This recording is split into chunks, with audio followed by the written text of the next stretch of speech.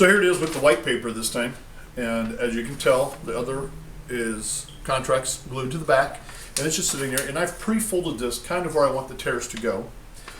So then when it's all done, I would be very dramatic up front, rip it this way, and if it's not straight, that is perfect, because that's how it's supposed to be, and just start to make a mess and rip up the contract. Again, as Jay said, as you're making this, make sure that there's no type print or anything on this side so that we can see printed text. And then you'll hand it over to whoever gets it and is opening it up, and they're just going to take it and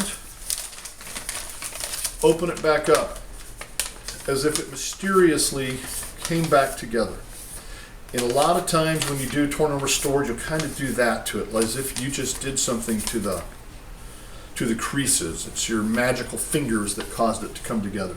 Now, holding this right here, I can start to see McCarty's name coming through this paper right now. But this is 20-pound paper. It's this really cheap 20-pound paper. Again, I either go with a slightly off-white or a different color, and I also go with a heavier stock if you have it. That is, again, the torn and restored contract.